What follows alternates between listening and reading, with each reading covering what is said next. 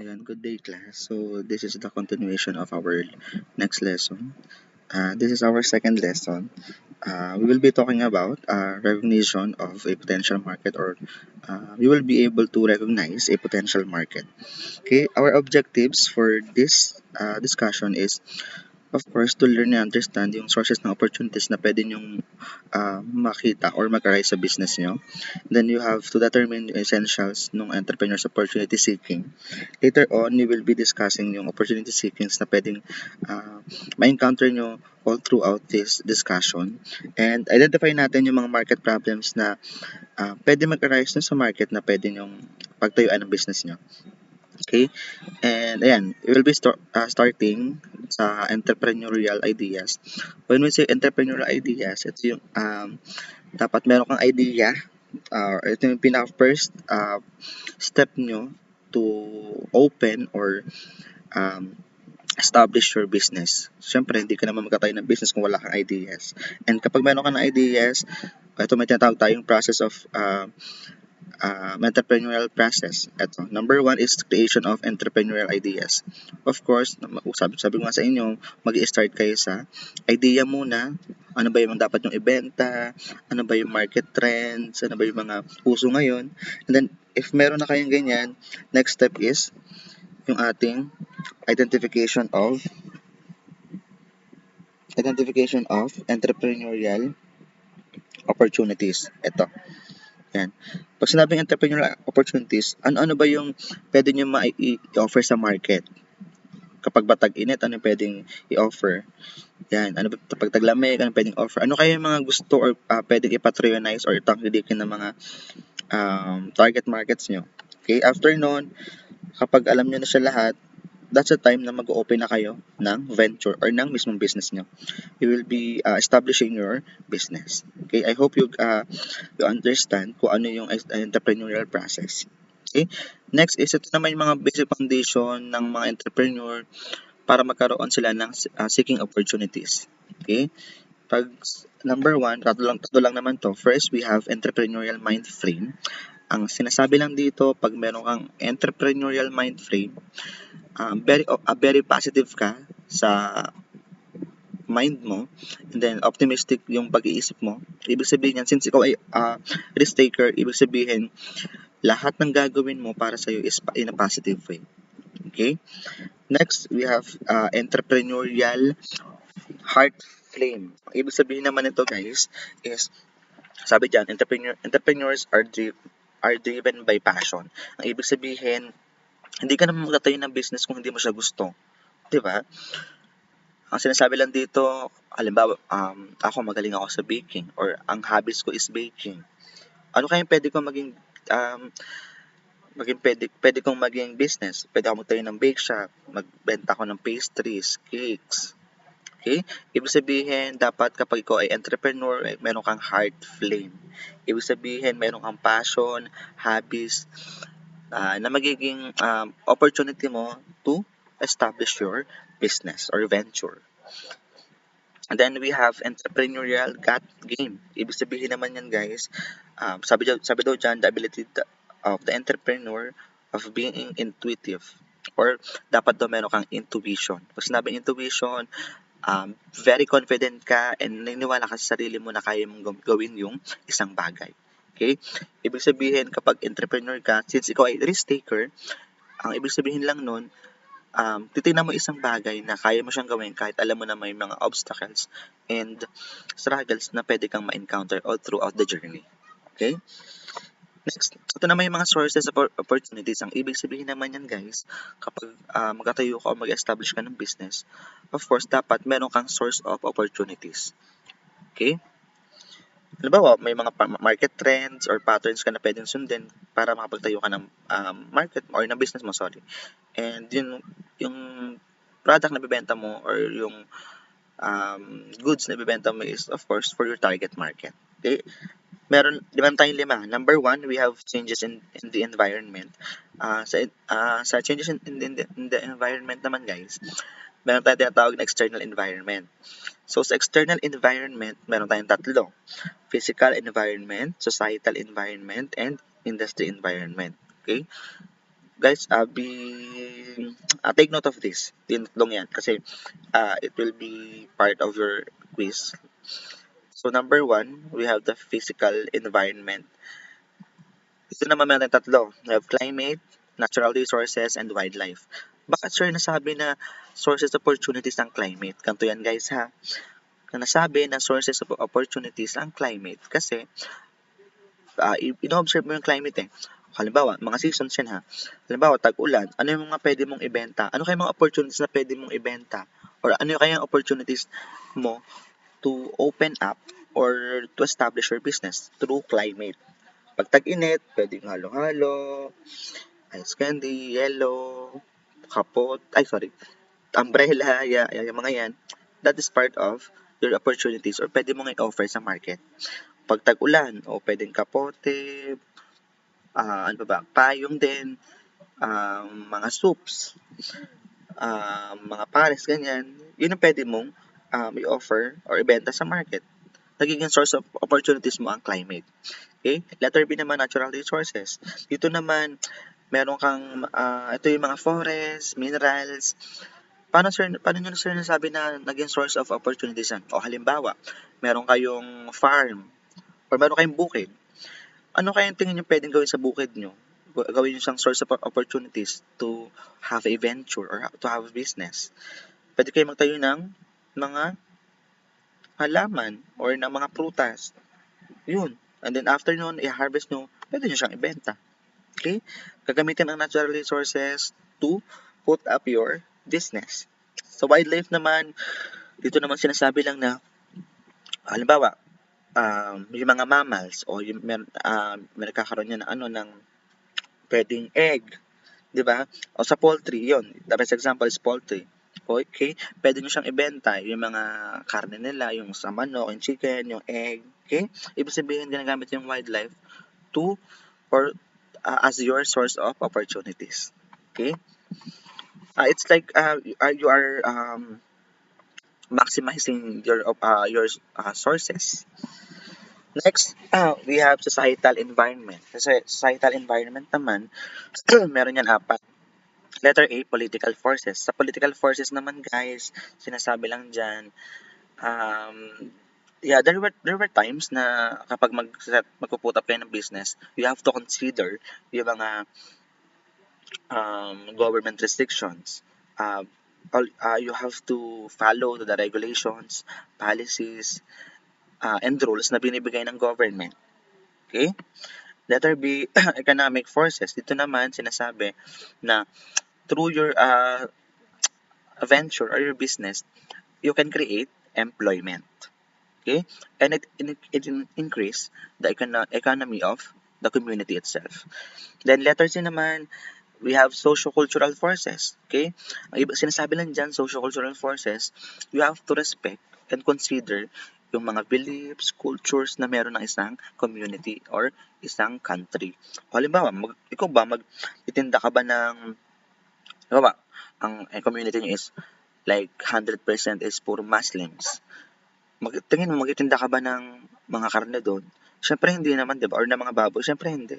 You have to respect their culture. Okay? Letter D, we have technological environment. Dito naman, sinasabi lang na you have to adapt or you have to use or stores, yung mga sources nyo like technological advancements and yung mga innovative technology na pwede nyo gawin. O halimbawa, dati traditional, dati ang ginagawa is para maklate ng basahan yung mga factories, gumagamit sila ng manual na mananahilang, tinatahi nila yung basahan to create a basahan. And then all of a sudden, meron advanced technologies or advancements in technologies or innovative technologies. Magamit sila ng machines and equipment para gawin yung basahan. O, di ba? Nakatulong ang technology to nakatulong ang technology para mag-increase yung production ng inyong business. Okay? Then number 3 or 1.3 is the industry environment. Dito naman, we have 2, 4, 6. First is the competitors. Sa competitors naman, bakit naging source of opportunities yan? Of course, guys, hindi naman kami magkatayo ng business bigla ng parang ikaw lang mag-isa. Okay? Kahit nasa sa bahay nyo, sa community. Halimbawa, tayo ka ng sari-sari store. Mamaya or kinabukasan or after a week, may makikita ka nagbukas na ng tindahan dyan. Or pinaka common is, halimbawa, nagtinda ka ng ng ihaw-ihaw. Pagkakita mo sa kapitbahay mo, after 3 days, meron na din silang ihaw-ihaw. Okay? Ibig sabihin, you have to consider your competitors din. And then letter B, your customers, of course. Hindi naman kayo magtitinda or magagawa ng business or mag-establish ng business kung wala kayong customer. Okay? Sila yung mga motivation nyo or yung mga target market nyo and wherein doon nyo i-offer or ibebenta yung mga goods or products na meron kayo. And then, we have creditors, of course. Pag sinabing creditors, guys, ayan, wait lang. Ito, creditors, pag sinabing creditors, ibig sabihin, dyan kayo or sila yung mga nagpapautang. Of course, naging source of opportunities kasi, minsan kasi, hindi naman na tayo palagi na sa atin lang nagagaling yung capital natin o puhunan. You have to consider yung mga creditors na pwedeng magpautang sa atin to establish our dreamed ventures or businesses. Okay? Letter D, employees. Of course, sabi ko nga sa inyo, kapag kayo ay nagkaroon na ng business or ng venture, it can create employment. And then yung employees nyo naman, source of opportunities nyan, of course, kapag may mga employees ka, mas mabilis yung production ng product or goods na i-offer mo sa market mo. Okay? And then we have government. Sa government naman, guys, of course, sabi ko kanina, just like political forces, you have to follow the rules, regulations, policies na binababa or in-implement ng government. Okay? And then we have the suppliers. Sa suppliers naman, of course, dapat meron kang suppliers na tinatawag or dapat meron kang pinagkukuhanan ng mga raw materials mo para mas mabilis ka makapag-produce ng goods or ng product. Okay? And then number 2, we have technological discovery and advancement. Dito naman sinasabi lang na dapat open tayo sa lahat ng advancement and technological discovery na pwedeng mag-arise habang meron tayong business. Okay? Of course, ito naman makakatulong sa atin to have a big production. Okay? And then number 3, meron tayong tinatawag na government's trust programs and policies. Dito naman, sige, let's have an example para mas maintindihan nyo siya. Just like yung political forces, kailangan nyo lang sundin yung mga rules, regulations, and policies ng government and government restrictions. Dito naman, guys, sinasabi lang na, let's have an example ha. Since malapit na ang New Year, di ba, ang sasabihin ng government or ng mga munisipyo or ng city hall, or bawal magtinda ng mga firecrackers or paputok, or may mga pinagbabawal na ibenta ang paputok. O anong gagawin nyo? Kapag kayo ay normal na tao lang, ang gagawin mo is susundin mo, hindi ka magbebenta. Or pwede rin naman, ititigil mo yung pagbebenta ng mga bawal na paputok, ganyan. Pero pag ikaw ay may entrepreneurial mind, ang gagawin mo, una, pwedeng hanapin mo or manghingi ka ng listahan ng mga legal na paputok or firecrackers. Or, pinaka-best way, number 2, is kapag meron kang entrepreneurial mind, dapat ikaw ay hahanap ng substitute. Ano ba yung mga pwedeng substitute na ibenta bukod sa paputok o toroto or any other thing na that can create a noise? Ganun kapag ikaw ay may entrepreneurial mind. Okay? And then next, we have people's interest. Of course, kapag kayo ay mag-establish ng business, dapat kino-consider nyo ang hobbies, interests, and preferences ng inyong customer. Malamang, magbebenta ka ba ng tingin mo, ikaw lang ang bibili or pamilya mo lang bibili? Of course, dapat yung gusto at yung tingin mong uso or tingin mong preferred ng mga tao na magiging target market mo. Okay? Halimbawa, diba na uso ngayon ng coffee shop or cafe, pwede mo maging business to adapt doon sa mismong interest and preferences ng target market mo or ng mga tao. Okay? And then number 5, past experiences. Ito naman, let's have an example din. Halimbawa ako, nagtrabaho ako sa isang accounting firm. As an employee empleyado ako sa accounting firm. Ngayon, may mga nakuha akong mga expertise na skills and knowledge doon sa pagtatrabaho ko, malamang siyempre accounting firm sa pagtatrabaho ko, may makuha talaga akong mga knowledge and wisdom doon. And then, after nun, nag-resign ako kasi napapagod na ako maging empleyado. Ayoko na. Kasi, baba ng sahod. And all of a sudden, sabi ko, parang gusto kong magtayo ng ng business. Ano kayang pwede? Okay. Magtatayo ko ng business. Isang accounting firm. Since nakakuha ako ng knowledge and wisdom at alam ko na yung kalakaran doon sa accounting firm, sige, magtatayo ko ng accounting firm. Marami naman ako naipon. Okay? That is part of the past experiences. Meron ka naging experiences, skills, and expertise na naging motivation mo o naging source of opportunity mo para mag-establish ka or magtayo ka ng business mo. Okay? And then, ito naman, last part na to, okay, we have the forces of competition model. Kapag nag-search kayo guys sa internet, pwede rin naman to, ang mababasa nyo dito is, ito, wait lang, medyo mabagal ako mag-search. Other term to guys pero iniba ko lang yung term, pero yun nga kasi, para naman may matutunan kayo. Ayan, we have Porter's 5, pwede nyo i-search to actually, medyo similar sila. 5 forces of competition. Ayan. Porter's 5 forces of competition. Dito naman tinatawag siyang forces of competition model. Though iba yung ginamit, pero yeah, they are the same naman. Okay? So, sinasabi lang dito sa 5 forces of competition, ano-ano ba yung mga competitions na pwede mag-arise dun sa market? O, ito na tayo ha. Diba? Sabi, title natin is Recognition of the Market, or Recognition of Potential Market. Ito ngayon, nasa loob tayo ng market. Ano-ano kayo mga competitions na pwedeng mag-arise sa market? Ano ibig sabihin pag sinabing competition? Ibig sabihin, you are trying to get or win something. Nakikipaglaban o nakikipagtalo ka. Okay? Next, number 1, meron tinatawag na buyers, or also known as bargaining power of buyer. Again bargaining, take note of this, bargaining power of buyers. Dito naman class, since sabi ko sa inyo, bargaining power, ibig sabihin nakikipag-bargain si buyer. Pag sinabing buyer, sila yung are the ones that pay cash in exchange for your goods or services. Okay? Kapag nakapagpalitan siya ng pera sa'yo,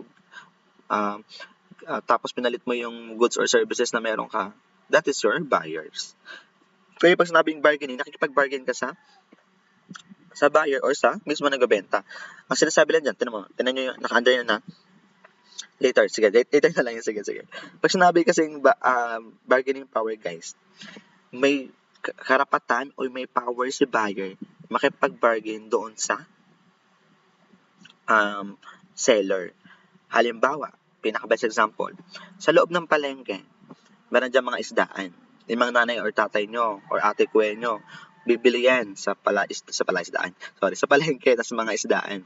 Ang gagawin nila, una, common to ha, lalo mga nanay natin, ang gagawin nila, makikipagtalo sila doon sa nagbebenta, mga isda.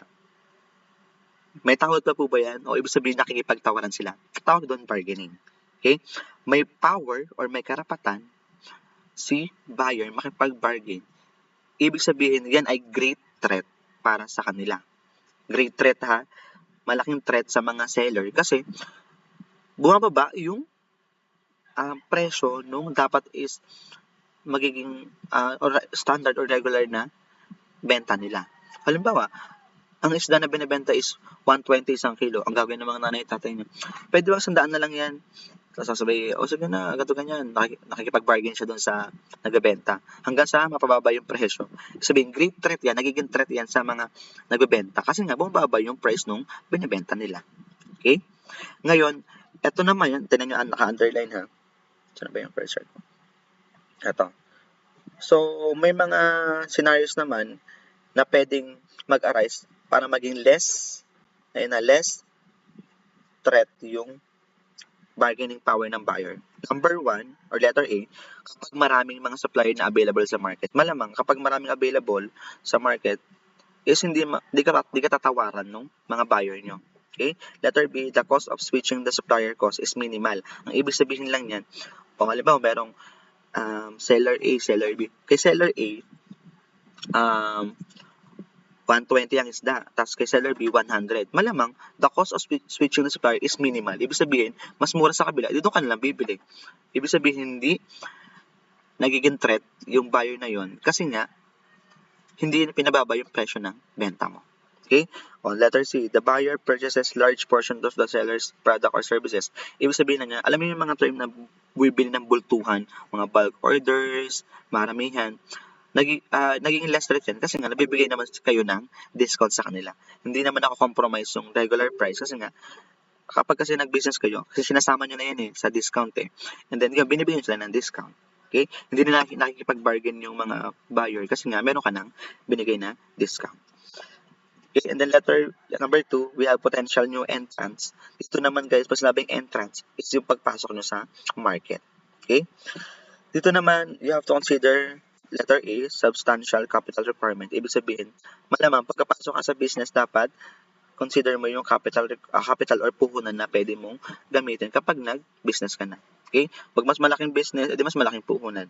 Letter B, strict government policy. Dito naman, kapag magtatayo ka ng business, of course, pagpapasok pa lang sa market may mga government policies, rules and regulations ka na pwedeng i-implement sa inyo ng government na kailangan mo sundin, of course, para makapasok ka sa market.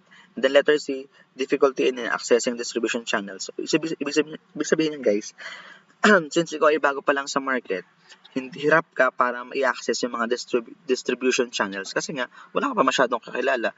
Wala ka pa naman supplier. Wala ka pang loyal customer or clients. Okay? Letter D, high switching cost. Since ikaw ay bago sa market, malamang malaki ang gagastusin mo dyan kapag ibang market na yung papasukan mo. Okay? Then number 3, rivalry among existing firms. Dito naman guys, sinasabi lang na dapat daw, ito guys lagi naman, sabi ko nga sa inyo, kapag may business ka, laging merong competition. O from the first word itself, ayan, rivalry, ibig sabihin meron kang kalaban. Ang ibig sabihin lang yan, meron kang competitors. So, ano gagawin mo? Since nag-a-arise palagi ang competitors sa market, ang una mong gagawin, mag-strategize ka. Yun ang gagawin mo, strategize. Sir, paano pa mag-strategize? Pwede kang una, magbigay ng promos, freebies, special offers, mga promos or seasonal promos na pwede nyo offer na tingin nyo will set you apart from the other competitors. Okay? Ibig sabihin, dapat mag-isip ka na isang bagay na tingin mo kakaiba kapag nakita ni customer para ikaw yung piliin niya. Okay? Number 4, we have substitute products. Let's have an example na lang. O yung nakalagay dito. Since ikaw ay halimbawa ay meron kang bake shop or bakery shop, nagbebenta ka ng mga pastries, ganyan. Okay? Tapos, ang main ingredient mo is butter. Ngayon, si supplier mo is para makapag-create siya ng sige. Meron kang supplier, si butter. Ngayon, naubusan ng butter si supplier mo. So, anong gagawin mo? Yun lang yung main product mo. Tapos, bilang naubusan ng ano din, para nagkakaubusan ng butter, ang gagawin mo is hahanap ka ng substitute product, which is your margarine. Margarine basa dyan, pwede naman margarine, no big deal. Pero yun, dyan guys, again, hahanap ka ng substitute na product. Okay? Next.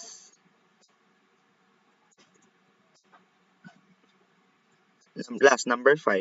Sinasabi lang dyan na, ito ay sinatawag din natin bargaining power of supplier. Ngayon, kanina, yung number 1, may power or may karapatan si buyer na makipag-bargain. Ngayon naman, number 5, may karapatan si supplier naman na makipag-bargain or may karapatan siya, may power siya to makipag-bargain sa market. Ano sinasabi niyo dyan? Sinasabi lang dyan na pwedeng mangyari, ganito, example tayo, supplier A, supplier B. Ngayon, halimbawa, ang gagawin mo is, nagbebenta ka ng phone, tapos directly kumukuha ka sa manufacturing company. Yung nagagawa talaga, yun ang supplier mo. Ngayon, para makapag-produce yung supplier mo ng isang cellphone, or halimbawa, 100 na cellphone, ang time frame niya is isang linggo, 1 week, 7 days.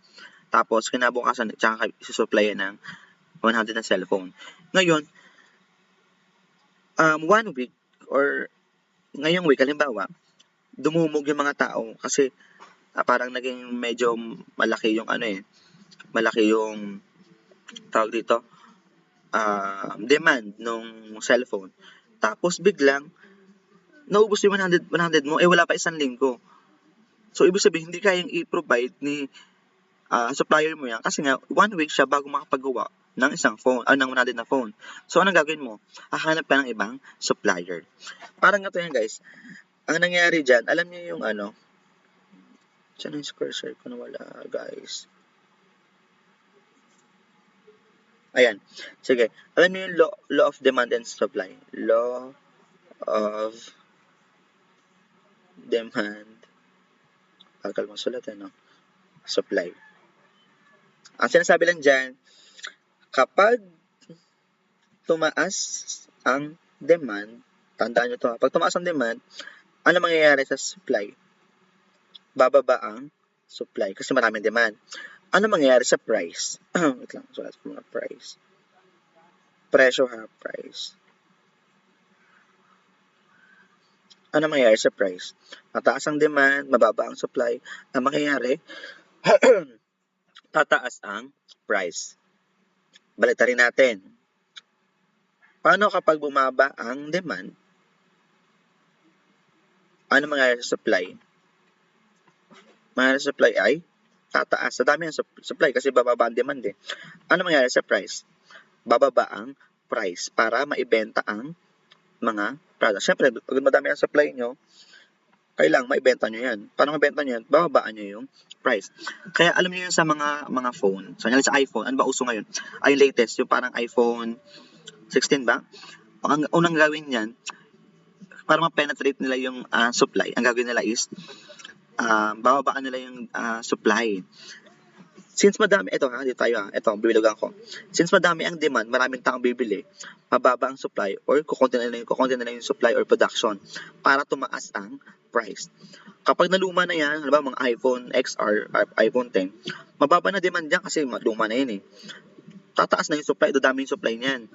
Tapos ang gagawin nila, bababaan nila yung price. Okay? Ganun siya. I hope you understand. So ngayon, nagiging less threat naman siya guys.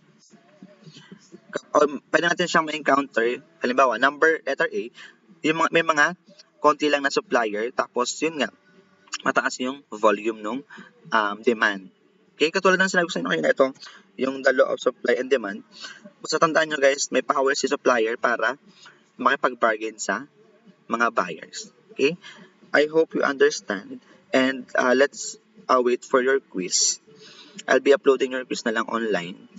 And yeah, yun. I hope you learned something, and this will be part of your chapter exam din ha guys. Yun lang, and thank you.